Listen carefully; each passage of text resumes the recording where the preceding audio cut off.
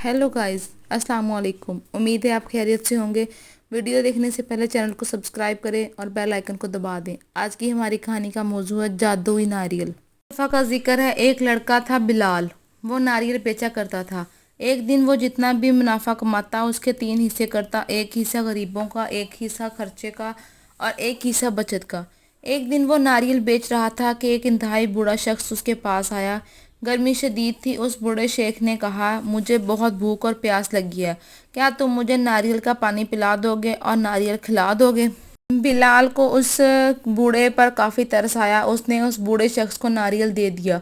उस शख्स ने नारियल का पानी पी लिया, नारियल खा लिया। इस बूढ़े शख्स ने कहा कि तुम्हारी रहम दिली से मैं बहुत मुतासिर हुआ हूँ। तुम मुझे 3 नारियल दे दो। बिलाल ने उसे 3 नारियल भी दे दिए। इस बूढ़े शख्स ने इन तीनों नारियल पर कुछ पढ़ा और उसे दे दिए थे। कहा कि इसे काटने के बाद तुम जो ख्वाहिश करोगे वो पूरी हो जाएगी। और बिलाल का शुक्रिया अदा करके वो बूढ़ा शख्स वहाँ से चला गया। बिलाल वो तीनों नारियल घर ले आया। घर आकर उसने एक नारियल काटा और दुआ की कि मैं अमीर हो जाऊं, गरीबों की और ज़्यादा मदद कर सकूं। बस फिर क्या हुआ, हर रोज़ उसे नारियल के काम में ढेरों मुनाफा होने लगा। उसके हालात बदल गए, मगर वो इस तरह गरीबों की मदद करता रहा। उसका पड़ोसी उसे हसद करने लगा। उसने ये बात जाकर गांव के चौधरी को बताई कि पूरा गांव उस सिर्फ बिलाल ही की तारीफ करता है और सारे अपने मसाइल का हल बिलाल से पूछते हैं। अब गांव में कोई आपकी इज्जत नहीं करता। ये सुनकर चौधरी को बहुत गुस्सा आया। उसने फौरन मुलाजमों को कहा, बिलाल को उठाकर उसकी हवेली में ले आए। उसके मुलाजिम बिलाल को उठा लाए। चौधरी ने गुस्से और हैरानगी से पूछा कि तुम एक मामूली नारियल बेचने वाले शख्स हो, इतना पैसा कमा लेते हो कि अपनी इतनी ज़्यादा गरीबों की मदद करते हो। बिलाल इंतहाई ईमानदारी से और सच्चा शख्स था। उसने तमाम दास्तान चौधरी को सुना दी, मगर चौधरी बहुत जालिम शख्स था। उसकी नीयत में भी खोट थी। उसने बिलाल को हुक्म दिया, जाओ नारियल मुझे ला कर दो वरना तुम्हें कत्ल कर दूंगा। बेचारे बिलाल ने नारियल चौधरी को लाकर दे दिए। चौधरी बहुत खुश हुआ। उसने बिलाल को वापस जाने दिया।